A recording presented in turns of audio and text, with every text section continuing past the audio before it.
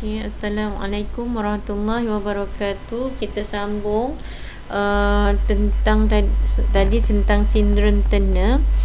Okey, cikgu dah cakap dia perempuan Turner, Tina Turner. Maknanya perempuan lah. Tina ni perempuan.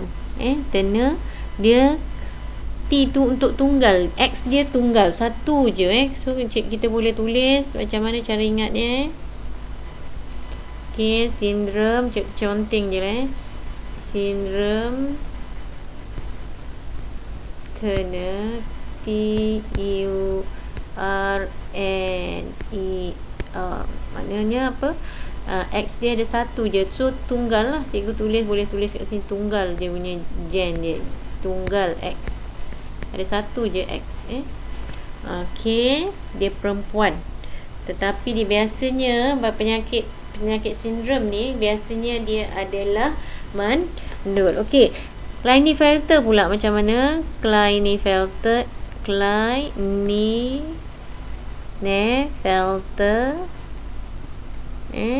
ni adalah lelaki dia adalah seorang lelaki, tetapi mempunyai ciri sifat keperempuanan. Dia mandul, dia mempunyai ciri sifat keperempuanan.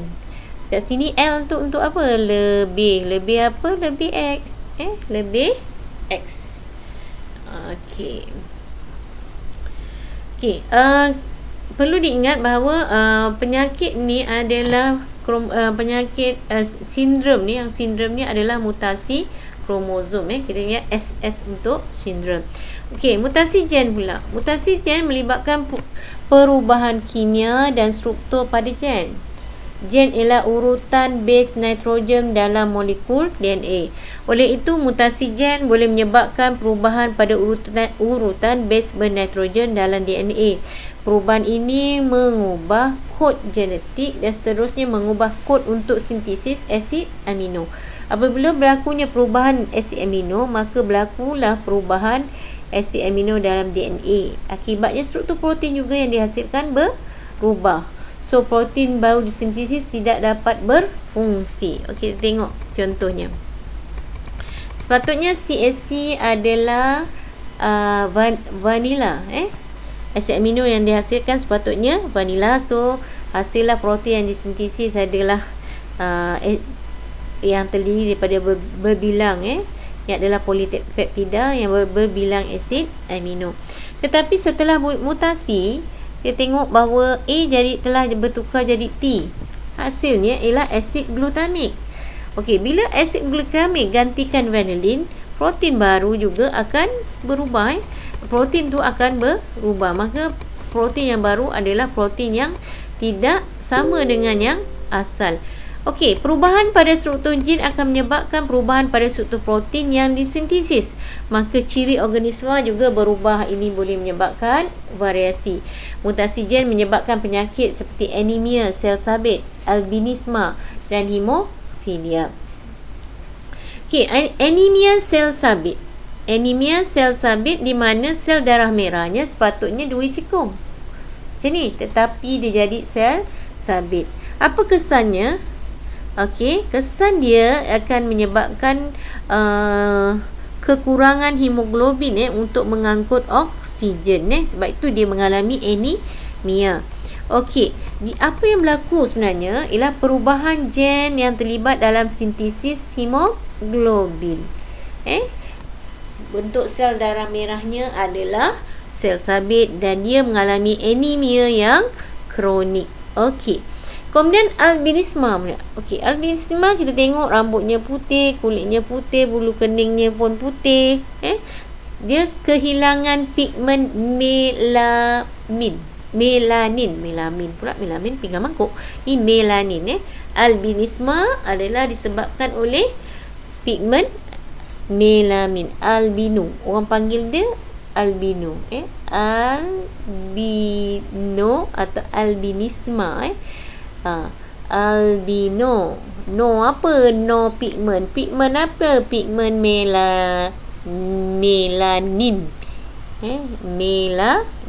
Melanin ni kalau kita kulit cikgu ni gelap, bermakna Cikgu ni banyak melanin bagi orang yang kulitnya cerah sikit, melaninnya kurang. Di mana untuk albino ni, kita dapati budak ni terdapat kekurangan pigmen melanin pada kulit, rambut dan mata.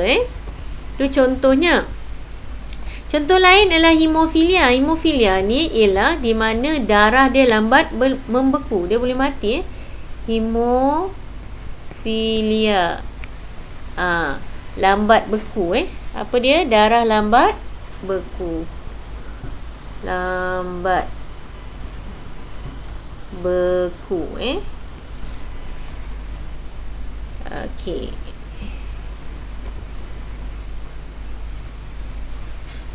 Pengaruh faktor sekitar ke atas variasi. Selain faktor genetik, kita ada faktor persekitaran. Ciri baru yang diperoleh oleh faktor persekitaran tidak boleh diwarisi. Ini maknanya variasi selanjar ni, kalau dia berubah disebabkan oleh persekitaran, dia tidak boleh diwarisi. Okey, pada tumbuhan, variasi boleh disebabkan oleh faktor persekitaran seperti keamatan cahaya, pH tanah, kesuburan tanah, iklim dan bekalan air. Faktor persekitaran yang berlainan menyebabkan variasi yang berbeza pada tumbuhan. Seperti contohnya, sebuah tumbuhan yang terlindung di bawah satu pokok yang besar akan tumbuh menjadi lebih tinggi untuk mendapat cahaya matahari yang maksimum. Jadi, keamatan cahaya boleh mempengaruhi pertumbuhan tumbuhan. Iklim dan pH tanah juga boleh mengubah ciri pada tumbuhan. Pokok ros boleh tumbuh hingga 3 hingga 5 meter pada iklim sejuk. Tapi iklim panas, pokoknya hanya tumbuh 1 meter macam tempat kita.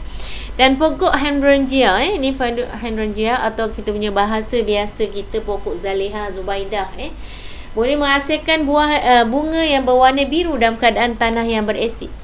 Tetapi menghasilkan bunga yang warna merah jambu dalam tanah yang beralkalia ni. Pokok dia hydrangea. Bagaimana faktor persekitaran menyebabkan variasi pada manusia?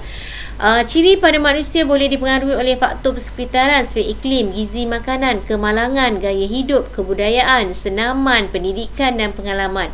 Sebagai contohnya, seorang yang kurang makan makanan berlemak dan kurang aktif bersenam mempunyai yang suka mengambil makanan berlemak dan kurang aktif akan mempunyai saiz badan yang lebih besar berbanding dengan orang yang aktif dan mengawal jenis makanannya.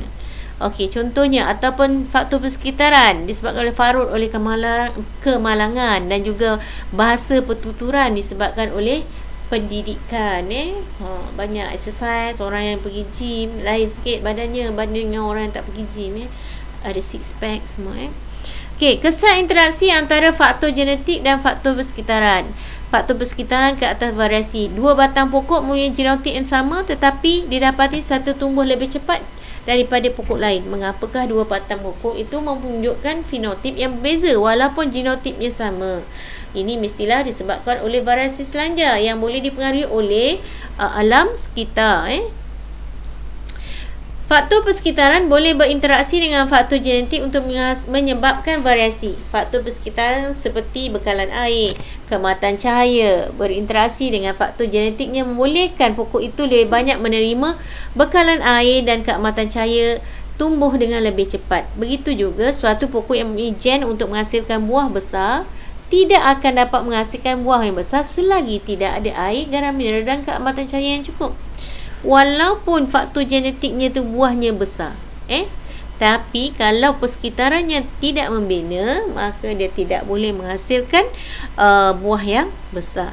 Apakah contoh variasi yang disebabkan oleh interaksi antara faktor genetik dan faktor persekitaran? Okey, contohnya anak kembar seiras yang genotipnya sama mungkin memperoleh fenotip yang berbeza dalam keadaan persekitaran yang berlainan. Contohnya anak kembar yang telah terpisah, satu letak dekat London, satu letak kat Malaysia, mungkin warna kulitnya juga akan berubah sebab keamatan cahayanya berbeza. Okey, contohnya anak kembar yang sentiasa diberi makanan yang berkhasiat dan gizi yang seimbang mempunyai saiz berat badan yang lebih besar berbanding dengan anak kembar yang mendapat kurang makanan. Ciri-ciri yang lain yang dikawal oleh faktor genetik ialah ketinggian, warna kulit. Seorang pakai Fair and Lovely, seorang lagi tak pakai. Seorang gelap, seorang lagi cerah. Kepintaran juga boleh dipengaruhi oleh faktor persekitaran.